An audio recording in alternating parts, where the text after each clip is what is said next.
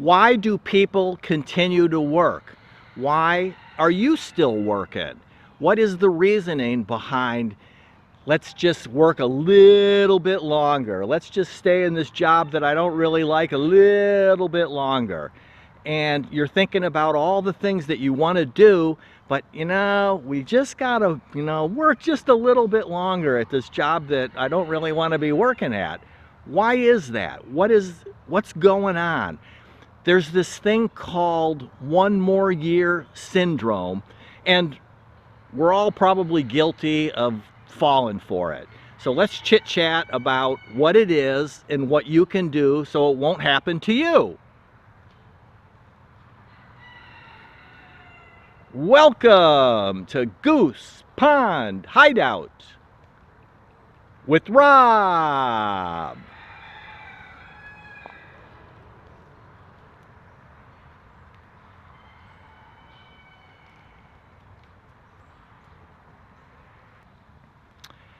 Howdy, hidey ho, I'm Rob, and let's chit chat about this thing called one more year syndrome.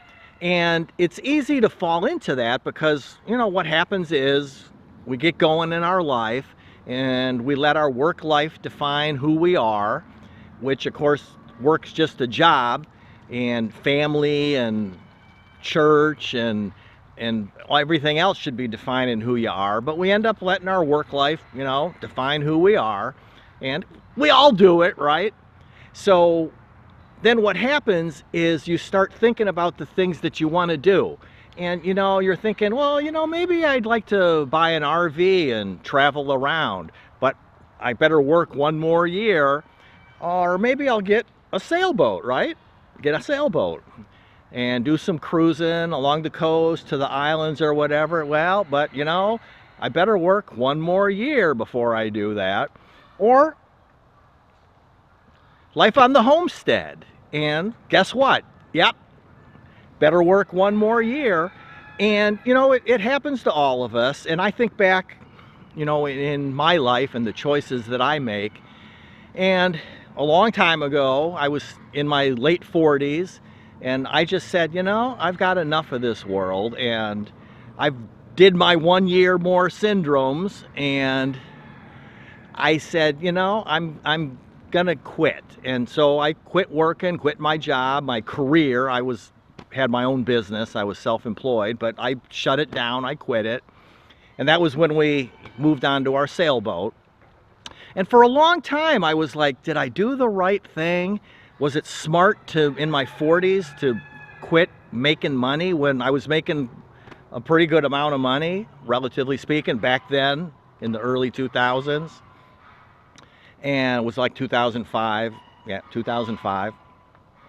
And, I for a long time, I was always double questioning myself. Should I have continued working? Should I have worked one more year? The one more is, should I have done that instead of quitting and moving on to the sailboat at the time?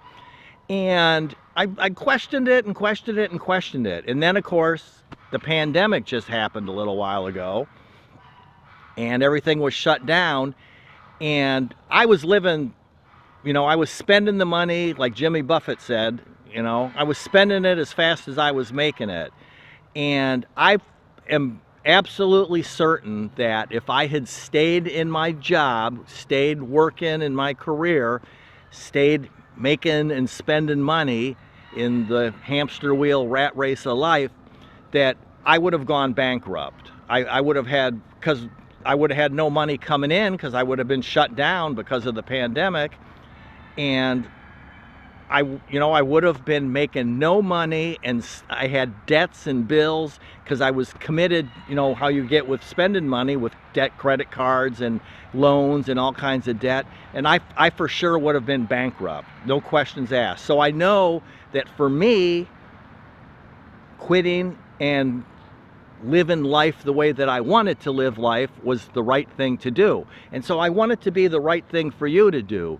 Because what happens is one more year turns into one more year, turns into one more year, and you get the picture. It's 2 years, 3 years, because, we don't like change, and getting up Monday morning and going to your job, whatever that is, it's comfortable, it's known, we know what we're doing, and so we just kind of fall into keep doing it.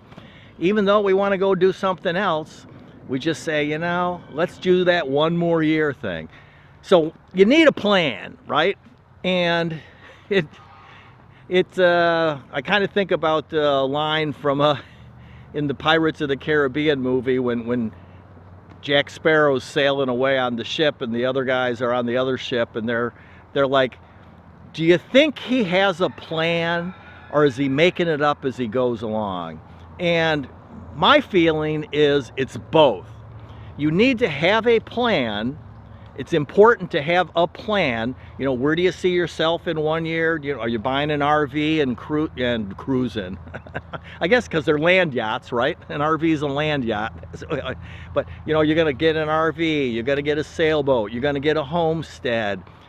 You know, you're gonna downsize. You're gonna, whatever it is that you really want to do, instead of working at a job that you don't really like very much, is you need to have a plan for what you want to be doing.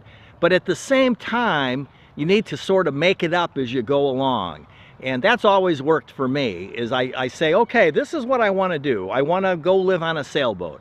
I want to go live on a homestead like we're doing now. I want to do whatever it is, and then I put my blinders on and I make my plan and focus on that thing that I want to do. But then I kind of make it up, and I'm real flexible and go along, because you can't get fixed in what you want to do. You've got to have that, you know, flexibility, because, you know, when we purchased this homestead, you know, we sort of had where we want it to be, what state we want it to be in, what area of the country we want it to be in. But we were real flexible.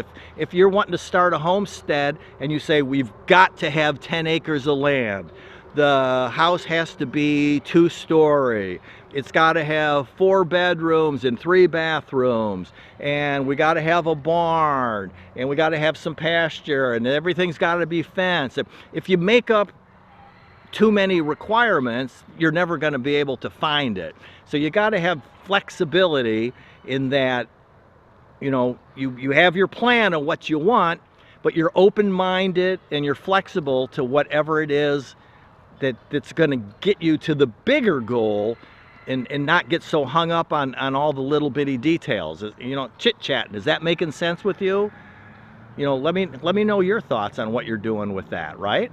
So don't be letting your work life define who you are, and don't let the 1 more year syndrome, you know, I'm just going to work out, you know, I'll work 1 more year at a life that you're not really happy at, because we never know how much time we have on this rock flying around the sun, right? You know, the years tick by. I just had a birthday last month, you know, and we chatted about that. And you know, I left the real world in my late 40s, and, you know, was scared about doing that, but because of the pandemic and everything, I know that I made the right decision, that was what was the best decision for me to make. And today I'm happy that I made that choice, because I know I'd have been screwed, you know, with failure and bankruptcy and all those. I wouldn't be able to be doing it now. So, you know, that's the thing. A lot of people want to keep working because they want to save up for their old age retirement, but we don't know what's going to happen in 5 years. I mean, the world's pretty crazy right now. You know, how close are we to World War III or whatever?